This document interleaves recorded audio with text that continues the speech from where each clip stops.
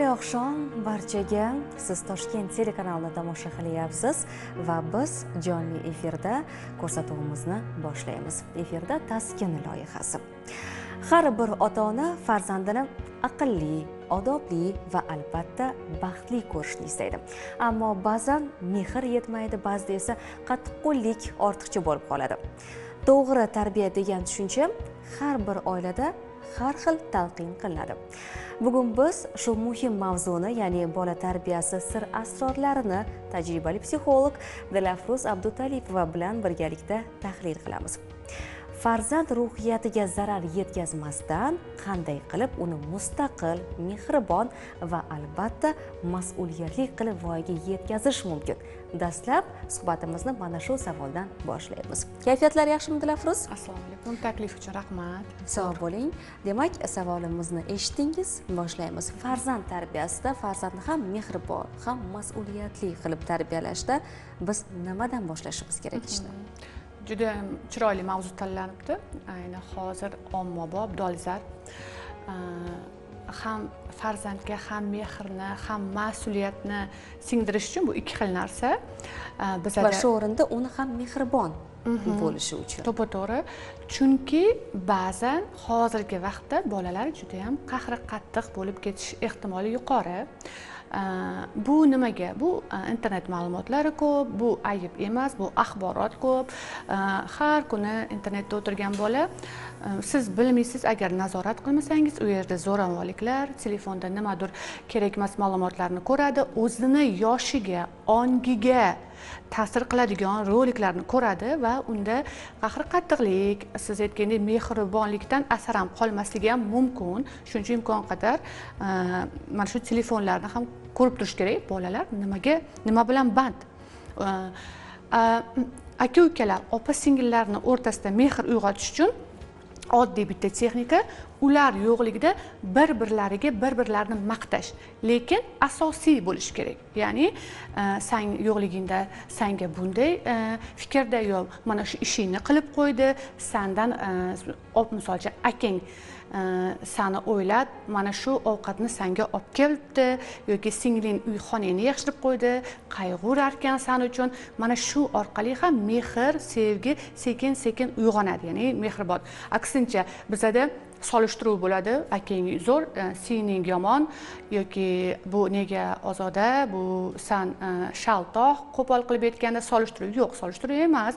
U aksincha yomon ko'rib qolish mumkin. Akasini, singlisini, ukasini. Shuning aksincha biz orqasidan ular yo'qligida go'zal so'zlar bilan sen haqingda ta'rif beryapti deb o'rgatishimiz kerak. Bu mehrni bir-biriga uyg'otishga shakllantirib beradi va eng asosiysi, siz o'zingiz o'rnak bo'lib berishingiz kerak. Bekordan-bekor aytilmaydi, qush uyda ko'rganini qiladi.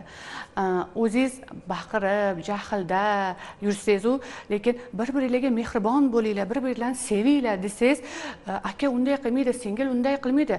Yo'q. Va eng asosiylardan bittasi savol. Siz o'zingiz aka-ukalaringiz, opa-singillaringizga qanday muomaladasiz? Siz o'zingiz telefonda urishyapsizmi? Ular bilan qo'pol qilib aytganda biron bir mol-mulk talashyapsizmi? Ulardan xafamisiz? Ko'rmaganlardan xafamisiz? Kutyapsizmi? Onangizga telefon qilib balki yomonlayotgandirsiz. Akam, singlim, bola sizni ko'ryapti. Bola ongsiz ravishda aytadiki, siz o'zingiz bizga o'rnak bo'lib bering, biz shunday bo'lamiz. Onam o'zi akasini, singlisini, opasini hurmat qilmaydi-yu, lekin bizga hurmatni, mehrni o'rgatyapti. O'shaning uchun birinchi bo'lib o'zim qanday misol bo'lib beryapman? O'zim aka singillarimni, opalarimni yaxshi ko'ramanmi? Ularni qayg'uraman, ko'rgani borib kelaman, birga borib kelamizmi? Mana shu bolachalarim bilan bu xolang, bu tog'ang deb ularga mehrini ko'rsatyapmanmi? Qanchalik? Shu ham juda ham katta o'ringa ega. Mas'uliyatni-chi? Mas'uliyat esa zo'r, mas'uliyatni deyarli bolaligidan biz hamma narsani ozdan chiqqani imkon qadar hozirgi zamon onalari va otalari ozdan chiqqan narsani muhayyo qilishga harakat qiladi. Ya'ni menda bo'lmagan narsa bolalarimda bo'lsin. Eng oxirgi rusumdagi telefon, kiyimlar, xohlaysiz roliklar, nima to'lka hozir bolalarda yo'q. Ya'ni menda bo'lmadimi, bolamga olib berishim kerak. Lekin shu yerda bitta xatolikni yo'l qo'ymayapmizmi? Bola orzu qilishdan to'xtab qolmayaptimi? Ya'ni bola nimadir niyat qildi, telefon olib berdingiz. Rolik olib berdingiz, kompyuter olib berdingiz, motivatsiya yo'qolyapti. Shuning uchun bolaga ozgina muddatini uzaytiring orzularida va o'ziga qo'yib bering mas'uliyatli bo'lishni. Qaysi ma'noda? Hamma narsani ular uchun hal qilib bermang. Tanlov qonunini bering. Ya'ni sen qaysi ishni qilasan, sen qaysi xatti-harakatlarni qilasan, qaysi kiyimni kiyasan, mana shunday. Ya'ni sen mas'ulsan. O'zingni xonangni tozalashga, o'zing kiyimlar tanlashga, yo'q, unda bolam kichkina 5-6 yosh, qishda yozgi kiyimni, yozda qishki kiyimni kiyib oladi. Yo'q, siz 3 ta yozgi kiyimni tanlangda, qaysi biri deb ayting. Bu yoqda sizni ham tanlovingiz bor, lekin u o'ylaydi-ku, men mas'uliyatliman, men onam fikrim bilan qiziqyapti. Ya'ni siz tanlov, sizniki ham bo'lyapti, uniki ham bor. Mas'uliyatni mana shunday sekin-sekin va albatta mas'uliyat deganda bu darslariga mas'uliyat. Agar darsingni o'z vaqtida qilmasang, oqibatlarini tushuntirib berish, nimalar bo'ladi? Darslarni o'z vaqtida bajarsang nima bo'ladi? Kelajakda seni nima kutyapti? Agar sen ilmli, bilimli o'qi deymiz, darsingni vaqtida bajar deymiz-u, lekin nima sababdan bajarishim kerak? Mana shuni bilish kerak bola. Ya'ni sen misol uchun agar a'lo baholarga bitirsang, IQ darajang yuqori bo'lsang, mehring yuqori bo'lsa, bu nafaq hissiy darajang ham juda ham muhim. Sen boshqaruvchi bo'lasan. Agar sen o'qimasang, seni boshqarishadi deb shunday ham tushuntirib bersa bo'ladi. Ota ham, ona ham shunday mas'uliyatni bolaligidan shakllantirasiz. Ko'p onalar bor, qizim ish qilgisi kelmayapti. Menga shaxsan savollar berishadi. 12 yosh, umuman ish qilgisi kelmayapti. 12 yoshligimda men ovqatlar qilganman deyshadi. Demak, siz birga qilmagansiz. Bola 12 yoshgacha deyarli ish qilmagan va birdaniga unga keyin ovqat qilib ko'r, shirinlik pishirib ko'r deyapsiz. Yo'q, kichkina o'sha 4-3 yoshligidan xamirchalarni birga qiling. Ya'ni qiz bola bo'lsa, mana mas'uliyat. Uy tozalashda kim chiroyli uyni tozalash. Ya'ni buni o'yin shaklida bilaman, u hech qancha qila olmaydi, lekin bu singdirasizki, ongiga uy toza turadi. Bu qiz bolaning vazifasi, ya'ni mas'uliyatli bo'lishni o'rganadi. Va yana bir kichkinagina biz e'tibor qilishimiz kerak bo'lgan jihat, o'sha bolalarimiz bilamiz shirinliklarni juda ham yaxshi ko'rishadi. Shirinlikni olib ochib emas, shirinlikni shunchaki taqdim qilib, qani o'zi ochsin. To'g'rimi? O'zi ochib, o'zi iste'mol qilsin. Mustaqil bo'lishchi. Mustaqil bo'lish xuddi erkin fikr. Uni tinglash, uniga e'tibor qaratish. Ko'pincha mustaqil deganda o'z boshimcha bo'lib ketadi. Men bolam nima to'lka xohlamaydi deyiladi. Yo'q, bolani fikri ham juda ham ahamiyatga ega. Aslida shu farzandlarimizda bolalarda aqlli gaplar chiqadi, to'g'rimi? Juda ham. Mustaqil, agar bolaligidan mustaqillikni shakllantirmasangiz, u katta bo'lsa o'rtoqlarining yonida, keyin hamkasblarning yonida o'zi mustaqil bo'la olmaydi. Mustaqil fikrga ega bo'lmaydi. Kim nima desa orqasidan ketaveradi, ergashib va xafa bo'ladi. Nega biznesim o'xshamaydi? Chunki yo'q, men o'z fikrim yo'q, o'z yo'nalishim yo'q, o'zim istaklarimni birinchi o'ringa qo'ya olmayman. Mana shunday mustaqillikni bolalikdan, kichkinaligidan shakllantiring. Boya siz aytganingizdek, oddiyda konfetni ham og'ziga chaynab berish emas, hatto chayna ochib, o'sha o'zi harakat qila olsin. Iste'mol qilsin, albatta. Haqiqatan ham.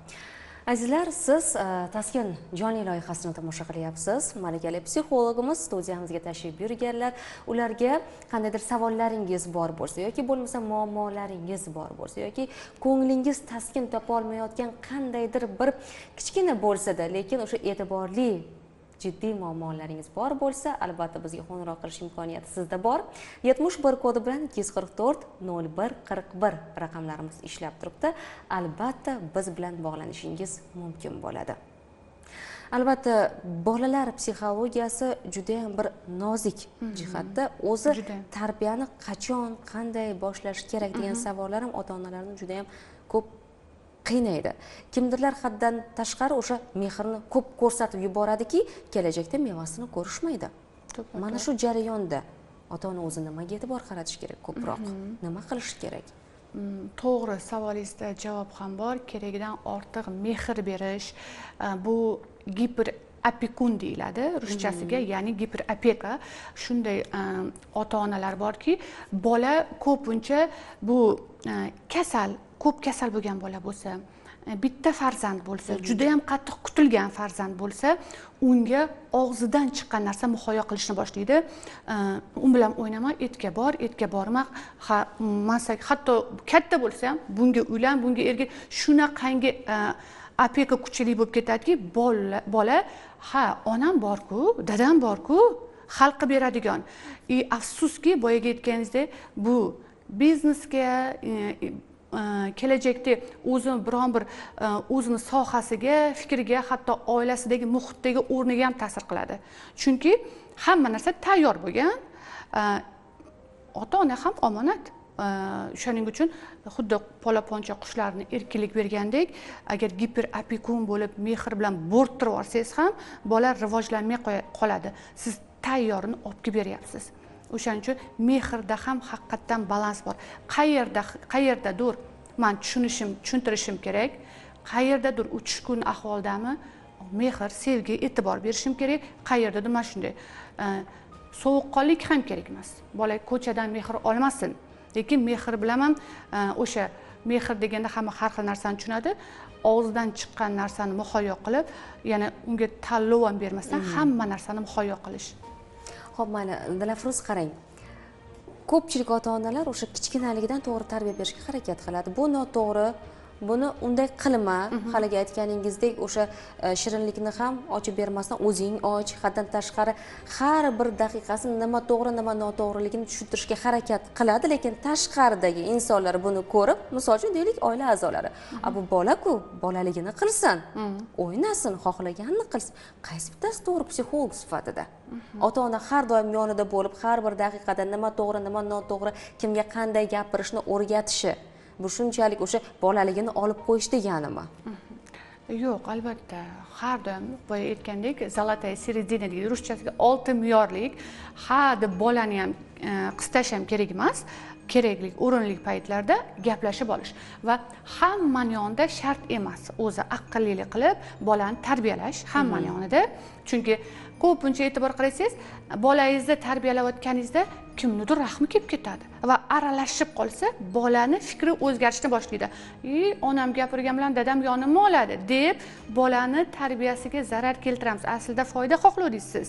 Mana shunday. Ya'ni ota urishganda ona aralashish xato, ona urishganda ota aralashish xato.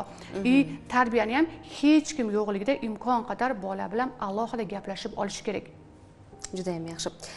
Shunday savol bor. Ayni daqiqalarda savolimni keyin beraman. Telefon qo'ng'irog'i bor ekan. Demak, ulanamiz. Demak, telefon qo'ng'irog'i uzilib qolibdi, hech his yo'q. Yana bir bora qo'ng'iroq qilish imkoniyatingiz bor 71 kodi bilan 244 01 41 raqamlarga. Shunday savol kelgan Dilafruz, bola ulg'ayishi davomida qanday psixologik bosqichlardan o'tadi va har bir bosqichda nimaga e'tibor berish kerak? Bola tug'ilgandan o'zi juda ham katta stress bilan tug'iladi. Ya'ni bola ona qornida issiqqina suvda yotadi va bola o'ylaydiki, bu meni uyim, chunki oziqlanyapti deb maza qilib uxlaydi. Mana shunday. Bola onani qorni 38 gradusdan issiq bo'ladi. Birdaniga tug'ilganda onani qornida yorug'lik, bu yer yorug'lik, bola badanchalari achishi boshlaydi, sovuq bo'ladi bolaga, o'shaning uchun bola yig'lashni boshlaydi. Ya'ni birinchi zarba, psixologik zarba bu tug'ruqda bo'ladi. Birinchi biz o'ylaymiz, tug'ildi, mazza bolaga, yo'q, bola krizis davriga o'sha birinchi bosqich bo'ladi va faqat mazani tushuntirishni og'iz orqali bu birinchi etap.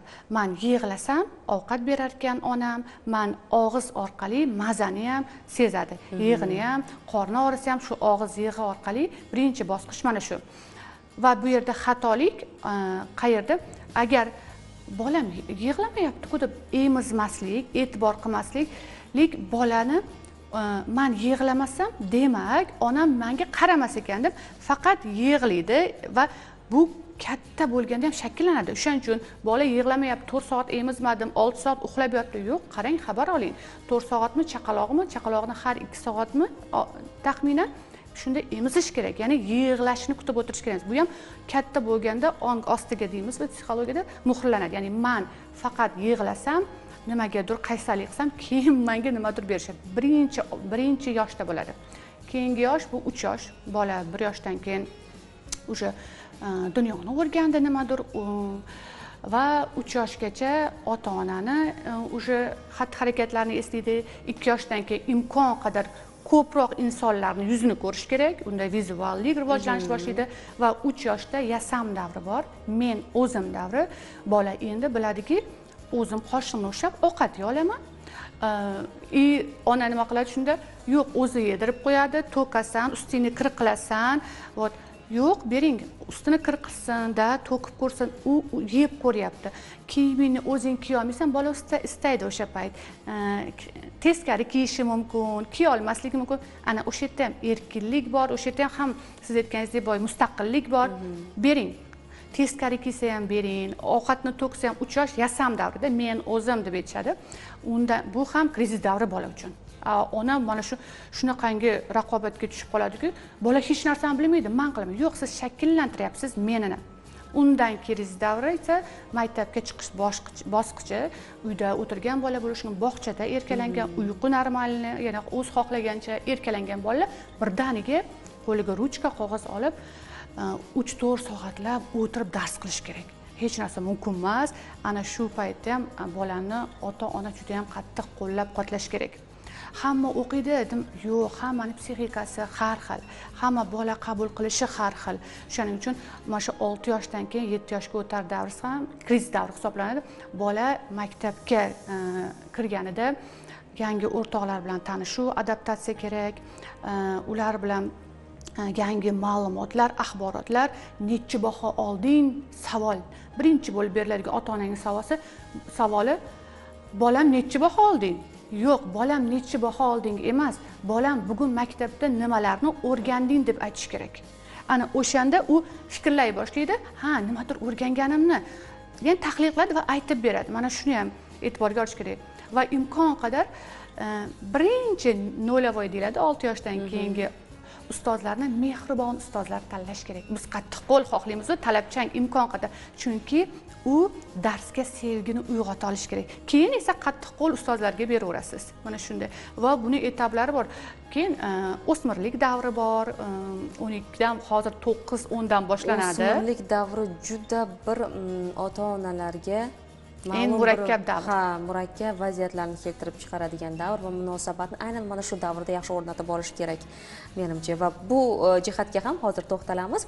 Hurmatli tomoshabinlar, azizlar, Toshkent telekanalining sadoqatli muxlislari, agarda farzandlaringiz bilan qandaydir muammolar bor bo'lsa yoki bo'lmasam savollaringiz bo'lsa va mana shu jarayonda psixolog maslahati kerak bo'lsa, malakali psixologimiz Dilafruzxonni telefon raqamlari va ijtimoiy tarmoqlardagi profillari mana shu profil orqali ularni topishingiz mumkin.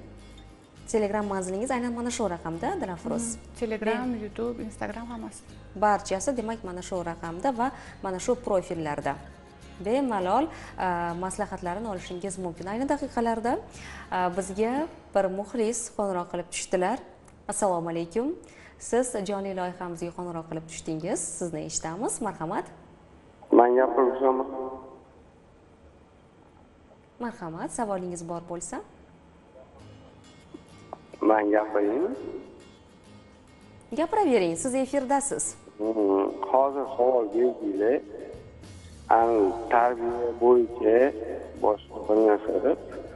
Endi sizga boy savolingizga uyda ana ko'chaga chiqqanda, avtobusga o'tirganda yo metroga o'tirganda yoshlarni tarbiyasini o'shani savol bermoqchiman. Yoshlar yugurib chiqadi avtobusga, qariyaga qaramaydi, boshiga qaramaydi, tasiz o'tiryapsiz. Rasman telefonni yoqyapti-da, metroda ham shu, avtobusda ham shu. Uni qanaqa tushunsa bo'ladi? Tarbiyami yo boshqa narsa? Demak, o'sha jamoat transportlarida yoshlarimiz kattalariga joy bermasligi bu tarbiyami yoki bo'lmasa boshqa narsami deyaptilar. Aslida holatni tushuntirib berdilar. Bu yerda savol yo'q. Holatni tushuntirish boshqa, savol boshqa, lekin tushundim. Demak, shunday vaziyat bo'lganki, ular aytayaptilar, ya'ni guvohi bo'lganlar. Albatta bu tarbiyaga ham bog'liq, ya'ni ota-ona kattalarga joy berishni o'rgatmagan bo'lishi mumkin, lekin shu ham 100% bolaning xatosi ham deb bo'lmaydi. Ya'ni bu yerda onaning o'rni ham katta-da, ota-onaning. Qarang, mana shu jarayonda misol uchun o'sha jamoat transportida mana joy bermadi. Kimdir keldida 4 o'rningdan kattaga joy ber deb aytdi. Mana shu jarayonda kim to'g'ri ish qilyapti, kim noto'g'ri ish qilyapti yoki bo'lmasa u bola qandaydir bir holatda ketayotgan bo'lishi ham mumkin. Uni ruhiyatiga bu gap qanday ta'sir qiladi? Uni to'g'ri qabul qila olarmikin? Agar sog'lom tarbiyada o'sgan bola bo'lsa, endi uni o'sha jarayonda hech kim bilmaydi, to'g'rimi? To'g'ri, hech kim bilmaydi.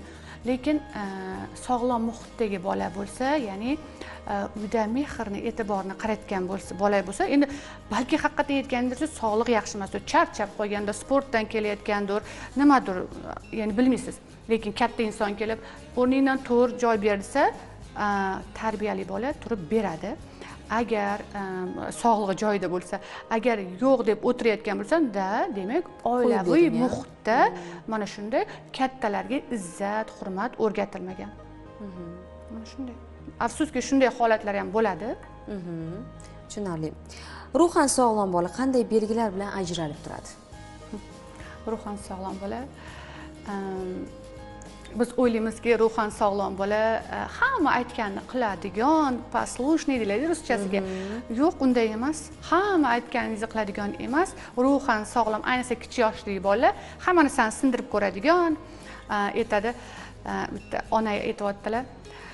Dadasi har safar o'yinchoqlar olib keladi, mashinalar, robotchalar, faqat buzadi o'g'lim. Vot, ana shu buzishda jarayon ketadi. Uni mana bu qo'llarda melkiy motoriklari bor, u miyaga ulangan, u buni nima qilsa bo'lar ekan deb o'zida eksperiment deydi, qilib ko'ryapti. Tajriba. Mana shunday bola aksincha kashfiyotchi, ya'ni nimalargadir qobiliyatini kelajakda muvaffaqiyat kutyapti. Albatta, u sindirib ko'radi, u yasab ko'radi, u otib ko'radi. Ha, mana shunday. Aksincha bola jimjit o'tirishi, hech kimga qo'shilmasligi, ota-ona doimiy aytganini qilishi, xuddi shunday aytganini qilishi, uy ideal holatda, tartibda bo'lishi bu bolaning ruhiyatida o'zgarish bor degani. Nimaga bola qo'rqoq, nega bola hech kim bilan gaplashmayapti, nega o'ta tartibli, mana shunga e'tibor qarating. Nima bosimmi, qo'rquvmi?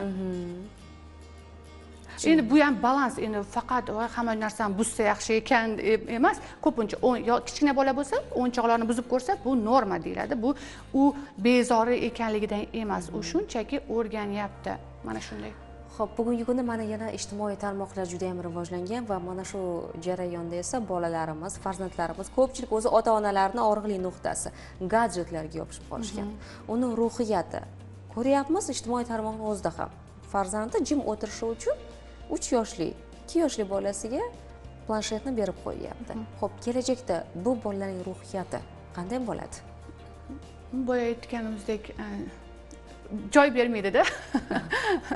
Albatta, boshda aytib o'tdim, gadjetlar, telefonlar, bolam jim o'tirsa bo'ldi, men ishimni qilib olay, jim o'tirsa bo'ldi yoki o'zim telefonda gaplashib olay. Yo'q. Tasavvur qiling, haqiqatan gap yuzida jon bor. 2 yoshli bolalarga telefon beriladi. Siz tepasida o'tirmasangiz, u nima ko'ryapti? U bola 7 yoshgacha psixologik tomondan tug'ilgandan 7 yoshgacha onani kopiya qiladi va otani. Ya'ni ulardan bir obrazets oladi, o'zi uchun yashash uchun. Xuddi gubkani suvga qo'ysangiz qanaqa suv shim oladi. Xuddi shunday namuna oladi. Bola sizdan o'rnak oladi. Endi siz qo'lingizda telefon bo'lsa-yu, albatta siz unga telefon berasiz. Tepasida o'tirmaysiz. Qancha axborot. Tasavvur qiling, o'tyapti. Kulgili bitta voqea bo'ldi, multik. Shunday o'tqizsa, qandaydir zo'ravonlik. Bola hali buni adaptatsiya qila olmadi, hazm qila olmadi kulgini. Bir pasda mana bu qandaydir zo'ravonlikni ko'rib qoldi. ruhiyatida juda ham katta salbiy oqibatlar bo'ladi. Va eng qizig'i, bilasizmi, gadjetlarning mana shunday qobiliyati borki, nimani ko'p ko'rsangiz, shu narsani targ'ib qilaveradi sizga. Agar bola mana shu zo'ravonlikka bitta like deyiladi, ya'ni qo'yib qo'ysa yoki oxirigacha ko'rsa, yana shunga o'xshash axborot keladi. Endi tasavvur qiling, bolani ongiga 7 yosh bola dunyoni qabul qilyapti. Nima singdiryapsiz? Go'yo hayron qolasiz. Men mehribon bilan, men er-xotin yaxshimiz, bolam zo'ravon, bolam jahldor, qahri qatiqda mana shu telefonlardan o'rgangan. Mana shu jarayonda ota-onalarga bolani ruhiy tarbiyalash bo'yicha eng asosiy 3 ta tavsiya bersangiz. Birinchi bo'lib, faqat hozir EQ deydi, ya'ni EQ darajasi yuqori deydi, aqlli emas, faqat aqlga e'tibor qilib, bor shunday, tinmasdan o'qigan, miyasini to'ldirmasdan mehrga e'tibor qaratish kerak. Mehrga, ya'ni bu EQ deyiladi. IQ boshqa, hozir EQ bu hissiy daraja deymiz biz psixologlar. Shuni rivojlantirish, ya'ni sevgi, oqibatga javob berishni, mana shunday dunyo go'zalligini, ota-onanga bo'lgan hurmatni, kichkinalarga izzatni, mana shu narsani o'rgatish. Birinchi bo'lib, sevgi, mehrni o'rgatish birinchi. Ikkinchisi, albatta bu hatto bir-ikki buni deb bo'lmaydi. O'zi o'rnak bo'lib berish. Chunki har gapni esingizda bo'lsa aytyapman, ya'ni sizdan o'rnak oladi. Ha, albatta. Va oxirgisi, bolalarga imkon qadar e'tiborli bo'ling. U nimalar bilan shug'ullanyapti. Haddan tashqari erkinlik ham bermang va shunday unga e'tibor bo'lingki, nima o'qiyapti, qayerga do'stlar bilan boryapti, nimalar ko'ryapti, u buni sezmay qolsin. Ya'ni u sezmay qolsa, mana shunday bolalarga e'tiborli bo'lish oddiy. Chunki hozir o'zimiz bilan o'zimiz ovora bo'lib qolganmiz ko'p ota-onalar. Faqat pul topsam, mana shunday udobstvo, ya'ni nima sharoit qilib bersam bo'ldi. Yo'q. Tushunarli. Ba'zi farzandlar juda ham yaxshi o'qishadi. Ilm olishga chanqoq bo'lishadi. O'sha maktabda 2-sinfdan boshlab, 3-sinfdan boshlab yaxshi o'qishga, 5 baho olishga intiladi. Lekin ba'zi bolalar bor, ayniqsa bu o'g'il bolalar orasida uchraydi, o'qimaydi, o'qishni istamaydi, qiziqishi yo'q. Mana shu qiziqishni qanday qilib uyg'otish mumkin yoki bo'lmasa nima uchun shunday farzandlar o'rtasida mana shunday farq bo'lib qoladi? Bu nimadan dalolat? Bu yoshidan bo'lishi mumkin. Misol uchun, подростковый возраст, ya'ni o'smirlik davrida o'qishga layoqati sal pasayadi. Gormonlar o'zgaradi, o'g'il bolalarda mo'ylov chiqishi, qiz bolada yana gormonal o'zgarish va o'shanda o'qishga sal layoqat pasayishi bu norma. Ya'ni o'zlarini sevgi, muhabbat nimadir deb xatlar yozishadi. Mana shunday bo'lishi mumkin. Haqiqatan ayni qiz o'g'ilda farq bo'lmasligi mumkin. Psixologik zo'ravonlik bo'lishi mumkin. Ya'ni o'ta qattiq qo'l ustoz bo'lgan bo'lsa, balki bezillab ketganmi darslardan bo'lishi mumkin, ya'ni pasayib ketgan. Sabablar juda ham ko'p bo'lishi mumkin. Ayni o'qishga nisbatan yoki umuman qiziqmagan sohalarda beryapsizmi o'qishga. Biz talab qilamizki, maktabda 4 ta, 5 ta fanlar bor. 5 ta fandan a'lochi bo'lib kelishni. Ona tili, matematika hammasidan. 5 ta fandan 5 olishi imkoniyati juda ham kamda. Agar 3 ta fandan 5 olib, bitta fandan 2 olsa, biz 3 ta fandagi 5 ni qaramaymizda, ya'ni 2 ga e'tibor qaratamiz. U hech bolani imkon qadar o'zi nima istayapti? Rasmgami? Rassomlikka e'tibor qarating, urg'u bering. Matematikami? Mentalniy arifmetikaga bering. Mana shunday, mana shu kuchli tarafini ushlang. Mana shunda ham zo'r natija bo'ladi. Qanday hollarda ota-onalar farzandini psixologga olib borish kerak? Bolada qanday o'zgarishlar bo'lsa, darrov olib borish kerak. Chunki ba'zi ota-onalar e'tibor berishmaydi. Psixolog yordam bera olarmikan degan savolni ham qo'yishadi-da.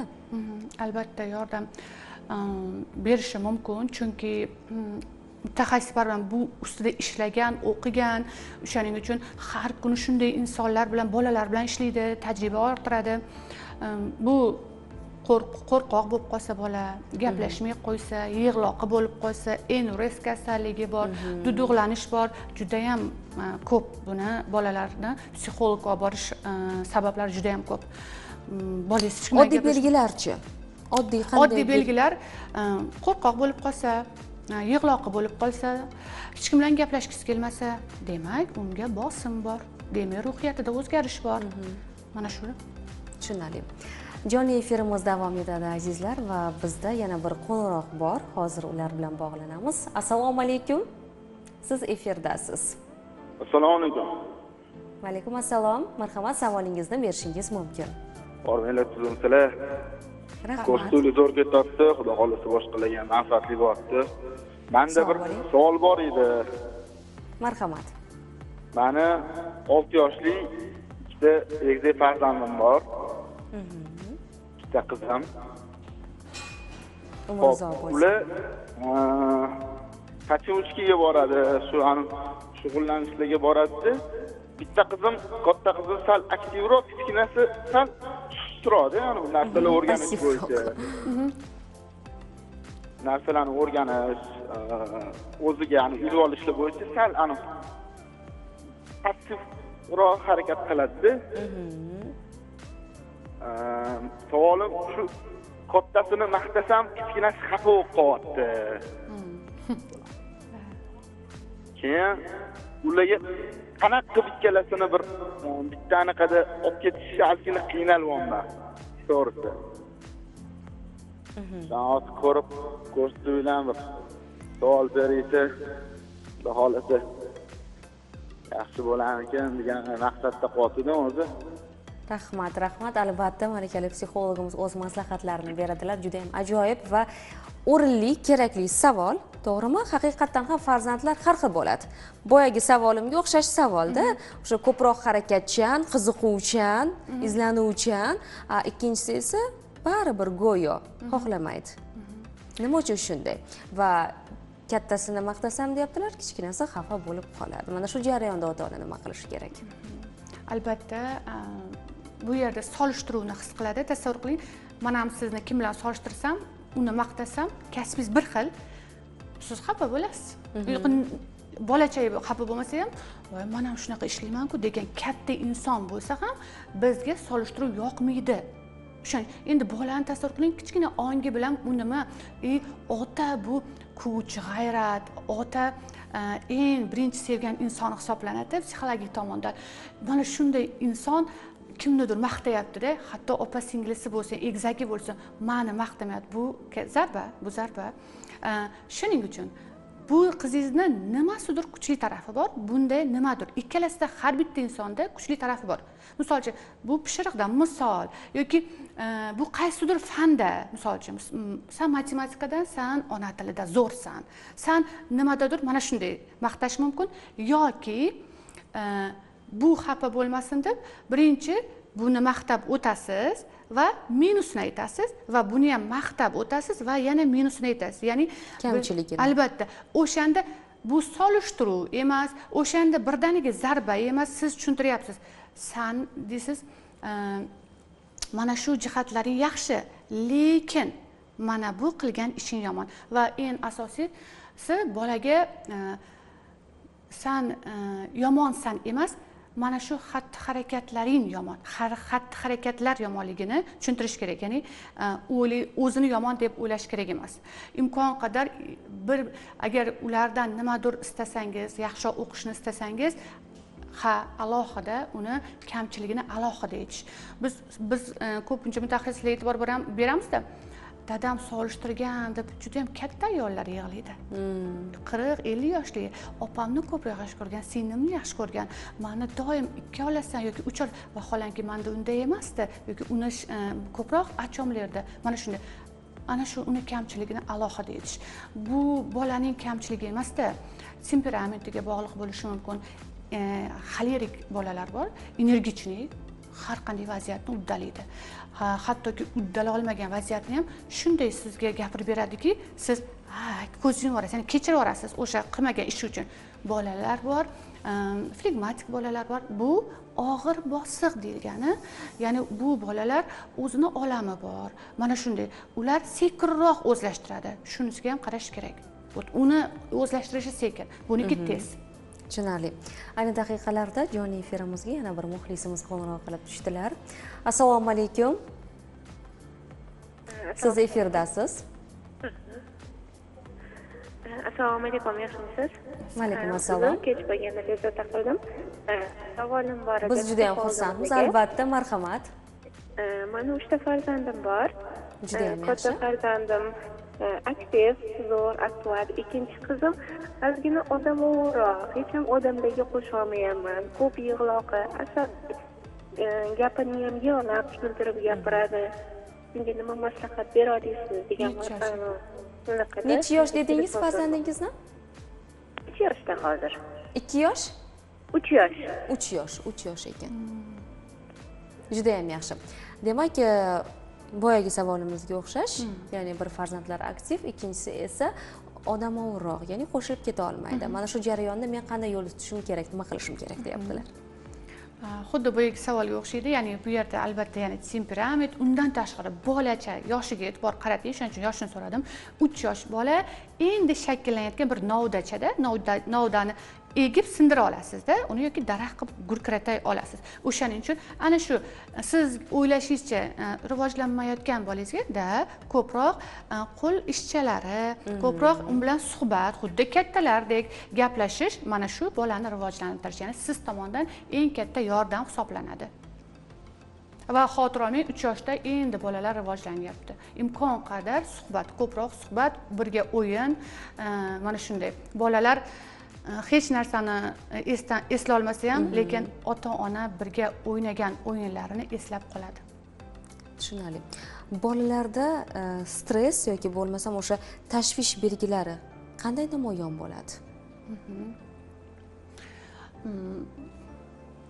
Birdaniga lovullab yonib ketishi, ya'ni sizni gapingizni eshitgisi kelmaydi, ya'ni ruhiyatida nimadir o'zgarish demayman.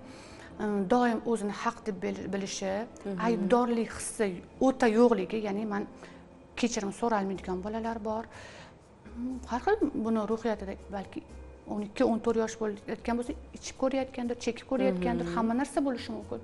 Mana shunday o'ta jizzaklik, odamga qo'shilmaslik, ko'p uyqu, agar faqat uxlayotgan bo'lsa, demak o'zgarishlar bor ruhiyatida. Aynan o'sha siz aytayotgan o'sha bola g'azablanyapti, stressga tushyapti, depressiya holatida, u aynan o'sha oilaviy muhitga emas, balki maktabda qandaydir bir voqealar, hodisalar yoqmayotgandir yoki munosabatlar yoqmayotgandir. Mana shu jarayonda ota-onalar nima qilishi kerak? Ya'ni oilada emas, maktabda bo'lishi mumkin do'sti. Ko'proq oilada bo'ladi. Agar maktabda biron bir yoqmayotgan holat bo'lsa, bolani ruhiyatiga ta'sir qilayotgan bo'lsa, men savol beriladi. Bola maktabga borgisi kelmayapti, yig'layapti. Yo'q, 14 yosh bolam, 12 yosh bola, o'g'lim maktabga borgisi kelmayapti, yig'l. Tasavvur qiling, 14-12 yosh bola yig'layotgan bo'lsa, o'g'il bola. Demak, u yerda unga juda ham yomon muomala qilishgan. Ya'ni nafaq bo'lishi mumkin ustoz, bo'lishi mumkin o'rtoqlari kamsitishgan, qo'rqitib qo'yishgan. Kerak bo'lsa, maktabni o'zgartirishga to'g'ri keladi, agar bola yig'layotgan bo'lsa. Tushunarli. Azizlar, siz Toshkent telekanalida Taskin jonli loyihasini tomosha qilyapsiz va bugun studiyamizga malakali psixologimiz tashrif buyurganlar. Savollaringiz bor bo'lsa, albatta telefon raqamimiz ishlab turibdi, 71 kodi bilan 244 01 41 raqamlariga qo'ng'iroq qilishingiz mumkin. Va shu asnoda bizga SMS tarzida ham savollar yetib kelyapti. Hozir ularni o'qib eshittiraman. Ota-onalarning o'zaro munosabatlari bola tarbiyasiga qanday ta'sir qiladi? Juda ham katta ta'sir qiladi. Agar bolalarning yonida urushsangiz, bo'ldi, bola o'ylaydi, oila degan muhit mana shunday. Katta bo'lsa, aytadiki, xuddi onamga o'xshab ketyapman. O'xshamay degandim o'zi. Xuddi turmush o'rtog'im otamga o'xshab ketyapti. Ko'p ayollar bilan ishlayman, mana shu gapni ko'p eshitadi. Xuddiki taqdirimiz o'xshash. Aksincha siz o'sha obrazni o'sha muhitda shakllangansizda. O'shaning uchun bolalarning yonida urishish, munosabatlarni hal qilish umuman kerak emas. Bolalar yo'qligida xonangizga kirasizmi, bolaga yetasizmi, o'ynab turdingizmi, sizni turmush o'rtog'ingiz bilan bo'lgan jarayon ular uchun mana xuddi oq qog'ozga er xotin qanday bo'lish kerak yozayotgandek va bu kasetani olib muhrlaydi o'zini ong ostiga va kelajakda mana shunday obrazda yashaydi. Juda ham katta ta'sir qiladi. Bu yerda mehrni, sevgini ko'rsating. Biz negadir ham mehr, sevgini ko'rsatishga uyalamiz, lekin qattiq so'zlar, kerak emas kamsitishlar, dadang bunday edi yoki hech narsani o'ylamaydi yoki onang qo'pol qilib aytganda farasatsiz nimadir. Bola uchun bu qiyin. Ikkita eng yaqin insoni u uchun farishtalarida u bir-biriga qarshi. Bu juda ham bolani ruhiyatiga zarba, kelajakda munosabatlarda, er-xotin munosabatlarida qiynaladi bunday bolalar. Aksincha qanday bir-biringizga mehribonligingizni, bir-biringizga ovqatingizni solib bering. Ona turmush o'rtog'ini kuzatib qo'ysa, qiz bola o'rganadi buni. Mana shunday oqibatni ko'rsatish kerak. Farzandlar orasida o'zim ham guvohi bo'lganman. Bolalar, ayniqsa ko'proq qizlar sal narsaga yig'lab yuboradi. O'sha kichkinaligidan bolaligida qanday bo'lsa, katta bo'lgan davrida ham sal narsani ko'tara olmasa yig'lab yuradi. Ko'ziga yosh keladi. Nima uchun shunday? Qiz bola. Qiz bola. Birinchi bo'lib, aynan qiz bola nozikroq bo'lgani uchun u bizning nafaqat psixologik holatimiz, ya'ni bizning hatto terimiz ham erkaklarga nisbatan nozik. Shuning uchun agar kamsitilish bo'lsa yoki noo'rin gaplar bo'lsa, yig'lab olsa, bu aslida norma. Ya'ni bu himoya mexanizmi. Men oqla olmadim, men emotsiyamni, hissiyotimni ko'rsatib bera olmadim, onamga e'tirozimni ayta olmadim, yig'lab oldim. Bu to'g'ri. Aksincha, yig'lama deb uni bosib qo'yish bu ichiga qadaladi. Ya'ni ichiga g'azab bo'lib qadaladi. Bizda nima bo'ladi ko'pincha? Qizingiz keldi, misol uchun, va kimnidir sevib qolganini aytdi yoki yoqtirib qolgan, uni kimdir yoqtirib qolganini ona vahimaga tushadi. Katta yosh bo'lsa, kichkina yosh bo'lsa, bog'cha yoshda bo'lsa, kimdir uni yaxshi ko'rib qolgan desa, bu sir bo'lib aytdi yoki o'g'il bola bo'lsa, hammaning yonida otasiga aytib berish. Misol uchun, o'g'lingiz bu qizni sevib qopti, bola o'ylaydi, men sirimni aytdim onamga, onam ustimdan kuldi. Mana shu paytda ko'z yosh keladi, taqiydi yoki onada xavotir olib juda ham qattiq zo'ravonlik bilan urishishi, gaplashib oqibatlarini tushuntirib bermadim. Ya'ni bolasan deb qandaydir o'qishga e'tibor qarash kerak deb birdan vahima qildimi, yana ko'z yosh keldi, yana taqadi. Bu ichki zaharlanish deydi. Ya'ni ota-onaga nisbatan norozilik. Bolalar psixologiyasi, ya'ni psixikasi oddiy aslida. Shunchaki ularga tushuntirib berish kerak. Dunyoni sizni so'zingiz orqali ular o'rganadi. Lekin biz bunday bo'ladi deymiz, sabablarini tushuntirmaymiz. Agar sababini tushuntirsangiz, u hamma narsani tushunib oladi. Sababini, misol uchun, muzdek yema deymiz, sababini tushuntiramiz. Muzdek yesang, dori olasan, tomog'ing yishadi, ukol olasan, yeringlaydi. Mana shu shunaqangi tushuntirib bersangiz, yegisi ham kelmay qoladi. Yo, yema kasal bo'lasan deymiz, bo'ldi. Xuddi har bitta vaziyatni mana shunday munosabatlarni ham tushuntirib berish kerak. Rahmat. Yana bir muxlisimiz qo'ng'iroq qilib tushdilar. Assalomu alaykum. Assalomu alaykum. Assalomu alaykum. Marhamat, siz efirdasiz. Savolingizni yo'llashingiz mumkin. Assalomu alaykum. Psixologga savolim bor edi. Marhamat. Menda ikkita qiz bor. Bittasi 15 yosh, bittasi 13 yosh. Shu 13 yoshli qizim o'zi juda darslarga aktiv, ingliz tili bo'yicha sifrlarni oldi. Barakalla. Ustoz bergan darslarni tayyorlab o'tib, telefonda shu yoshiga mos bo'lmagan beodob videoni ko'rib qoldi. Endi men u qizga juda ishonganligim uchun shu narsasini kechira olmayapman. Nima maslahat berasiz? Mana shu jarayonda men u telefonni bermasam, u qizim dars qila olmaydi. Endi balki bu o'tish davridir. haqiqatan ham barcha darsliklar, elektron kundaliklar telefonda. Endi telefonni chegaralaymiz desak, baribirga ham o'z-o'zidan murojaat qilishiga to'g'ri keladi. Tushundim savolga.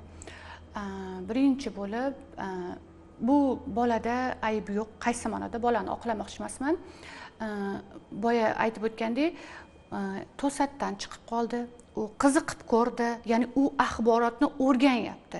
Unga hech kim o'rgatmagan. Ha, ona sifatida siz ana shu 13 yoshli qizingiz bilan bizda nima bo'ladi? Telefonni sirab olib qo'yasiz, jazolaysiz, qattiq urishib berasiz. Mana shunday bola qo'rqib ketadi. Biling, juda ham qo'rqib bosim qilish biron bir vaziyatga, o'sha vaziyatga qiziqishni uyg'otib qo'yish mumkin.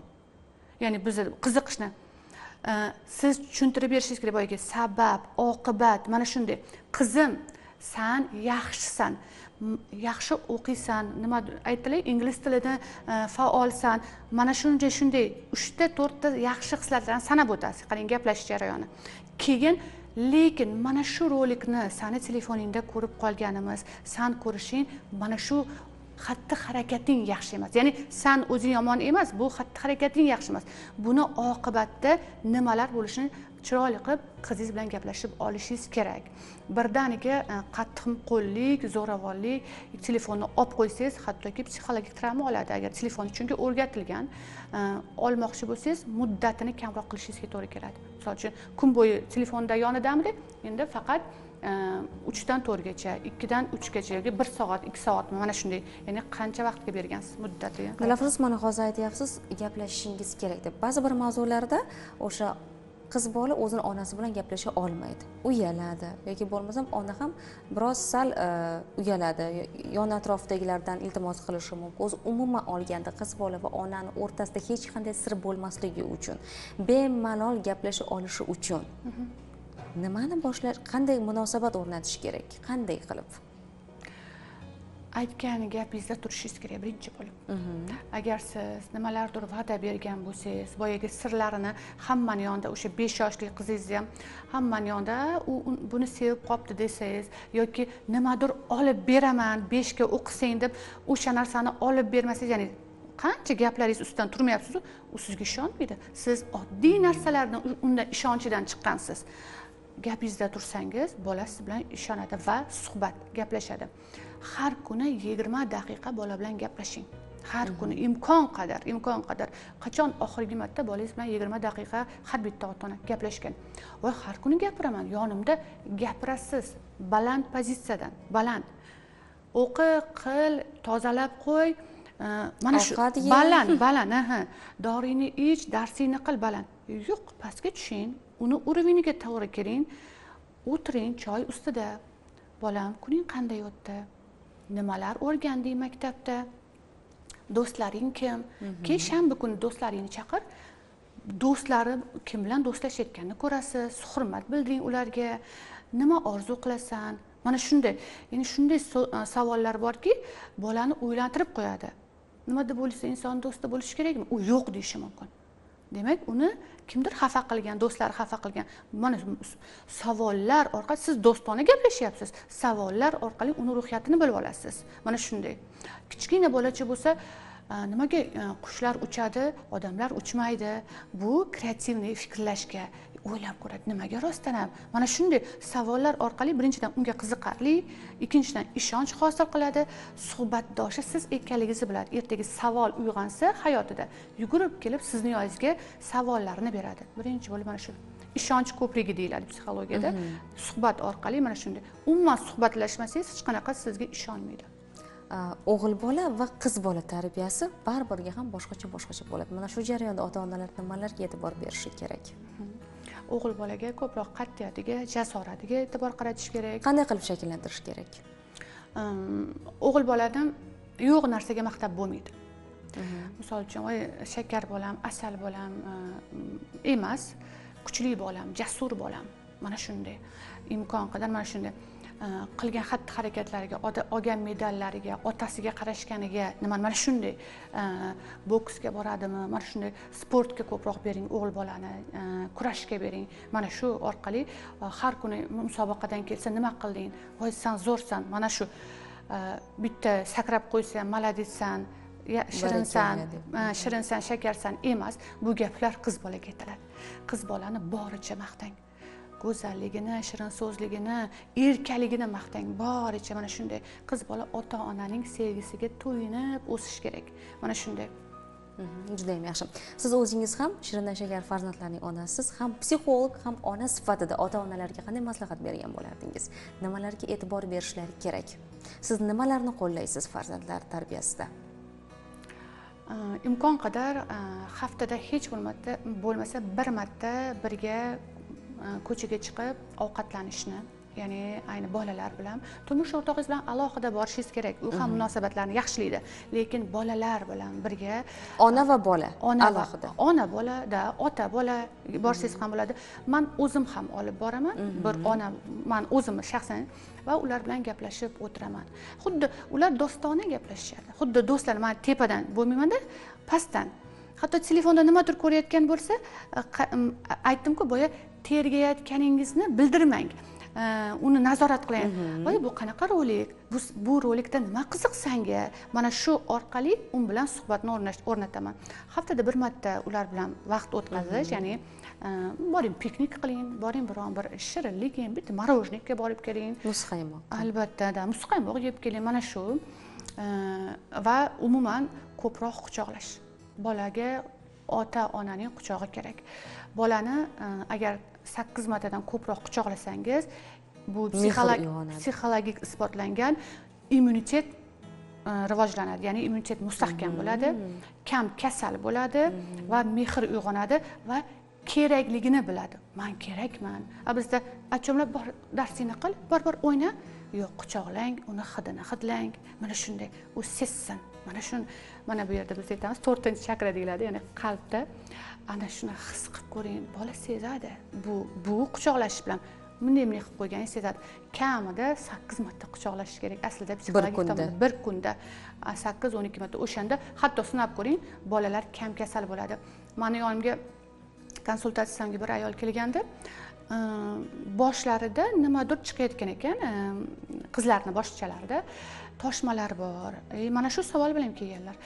Keyin nima bizda fiziologiya, psixologiya bor. Fiziologiya bu dori-darmonlar, psixologiya ya'ni ruhiyat bilan ishlaymiz. Dori-darmonlar qilib ko'rdim deydi.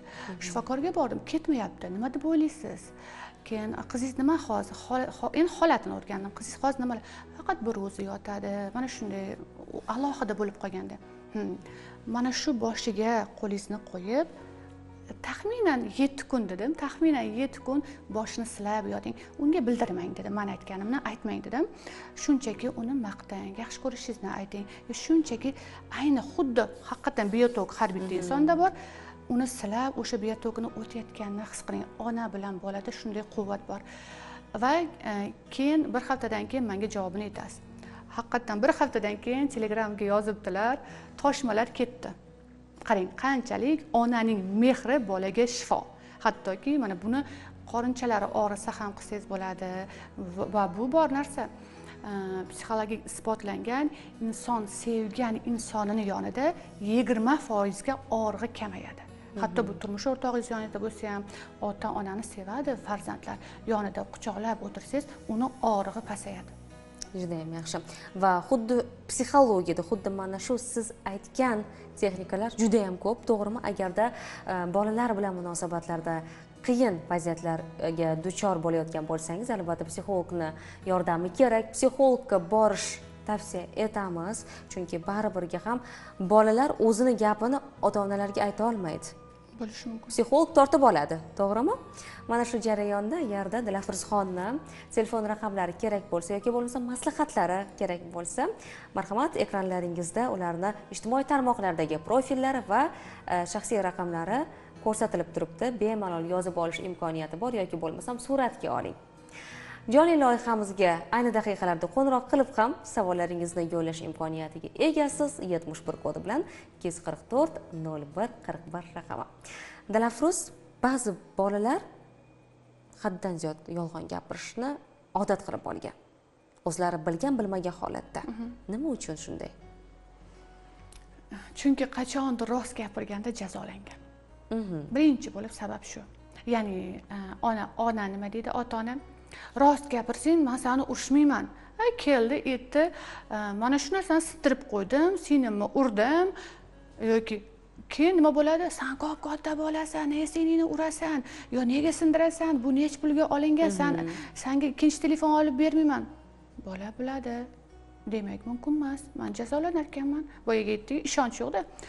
Demak, yolg'on gapirsam, vaziyatdan qochyapman, ya'ni chiqyapman vaziyatdan. Jazolanish, rost gapirganga jazolangan. Keyingisi esa bo'lishi mumkin, ona turmush o'rtog'iga yolg'on gapirgan. Bolalar buni guvohi bo'ladi. Onam vaziyatdan chiqib ketdi. Demak, men ham yolg'on gapirsam, vaziyatdan chiqib ketaman. Ya'ni biz o'rnak bo'lamiz. Ya'ni mana shunday yolg'on gapirishlarning har xil sabablari bo'lishi mumkin. Tushunarli. Xo'sh, aynan o'sha bolalar maktabda yoki bog'chada dugonalari bilan munosabat qilishga qiyin holatlarda ularga qanday qilib yordam berish kerak ota-onalar? Ko'pincha bu birinchi sinfda bo'ladi va adaptatsiya jarayoni. Albatta, ya'ni moslashuv jarayoni to'g'ri, keyin o'smirlik davrida, ya'ni подростковый возраст deymiz, o'smirin davrida dugonalar bilan qiyin bo'ladi. Mana shunday birinchi bo'lib ota-onaning, ayniqsa onaning roli katta. Ular qanday qo'llab-quvvatlashlari kerak? Nimalarga e'tibor berishlari kerak? Oddiy bitta texnikadan bir misol bersam bo'ladi. Marhamat. O'zingizni bolaligingizni gapirib berish. Manda ham shunday bo'lgan. Meni ham dugonalarim 3 ta bo'lib olishgan. Men ajralib qolgan, lekin boshqa dugona topganman. Lekin hozir u dugonalar bilan juda ham yaxshiman. Ya'ni bolaligingizni gapirib berish. Juda ham bu ham munosabatlarni, ona bola munosabatlarini mustahkamlaydi. Ota bola munosabatlarini buni og'ir, men juda ham qiynalganman, ota-onam urushgan emas, qandaydir chiroyli yechimlar olganini, do'stlari nima bo'lganini, shuni, ya'ni bolaligingizni gapirib bersangiz, bola sizga juda ham qattiq ishonadi. Voy, meni onam ishonib, menga bolaligini gapirib beryapti deb. Mana shunday, agar dugonalar bilan chiqish olmayotgan bo'lsa, sizda ham qandaydir, bizda ham bo'lgan, chunki bu etapdan ham o'tadi, gapirib berishingiz mumkin, misol qilib. Va bola bittaman deymas ekan, onamda ham bo'lgan ekan. Demak, bu bilan to'g'ri qabul qilishni boshlaydi. Albatta. Yana bir muxlisimiz qo'ng'iroq qilib tushdilar. Marhamat, siz jonli efirdasiz, savolingizni yo'llashingiz mumkin. Alo. Assalomu alaykum. Assalomu alaykum. Marhamat, savolingizni yo'llashingiz mumkin. Men savolim, qizim hali kichkina, juda ishonuvchan-da. Hammaga kirish ketadi. O'shanga erta katta bo'lganda ozgina qiyinchilik bo'lmasin-ku shu mavzu bo'yicha. Nima qilib, qanaqa tarbiya bersa bo'ladi? Hozir necha yoshdalar? Uchranib qolmaslik uchun demoqchiman-da. Hozir necha yoshdalar? Hali kichkina, endi 4 yosh, 5 yosh. 4 yosh, 5 yosh atrofidagi qizcha ekan. Ishonib ketaveradi deyaptilar. Demak, kelajaklaridan hozir xavotir olyaptilar. Rahmat savol uchun. Marhamat. Xavotir olmang, 4 yosh bolacha, qizmi, o'g'ilmi, hammasi ishonuvchan, hammasi. Biz hayron, biz o'ylaymizki, biz o'zimiz ongimizga yarasha fikrlaymiz-da. 30-40 bo'lsak, biz boladek fikrlamaymiz, o'sha yoshimizga yarasha. Bola ishonadi. Agar o'sha 4 yoshli bolachaga tashbaqa uchadi deb aytsangiz, u ishonadi, uchishi mumkin deb. Xuddi bu o'tadigan davr, ya'ni uni fleshkasi toza. Uni hali xafa qilishmagan, u qandaydir muammochalardan o'tmagan, mana shunday ishonishi bolalarda deyarli hammada. Asosiysi bu ishonchni yo'qotmaslik. Asosiysi mana shu ota-onaga nisbatan. Xavotir olmang, uni xarakteri endi sekin-sekin shakllanyapti. Rahmat Dilafruz, mana hozir soat millariga qarayapman. Bizga ajratilgan vaqt o'z nihoyasiga yetibdi. Aziz muxlislarimiz, agarda farzandingiz tarbiyasida psixologni maslahatlari kerak bo'lsa, bizni raqamimizga, ya'ni 71 kodi bilan 244 raqamiga qo'ng'iroq qilishingiz mumkin. Biz esa malakali psixologimiz Dilafruzxonning telefon raqamlarini sizlarga bera olamiz. Ayni daqiqalarda bizga ajratilgan vaqt o'z nihoyasiga yetdi. Yana hafta o'tib, payshanba oqshomida sizlar bilan sog'lik, salomatlik ila yaxshi kayfiyatda ko'rishguncha omon bo'ling deb qolamiz. Sog' bo'ling. Yaxshi o'tdi.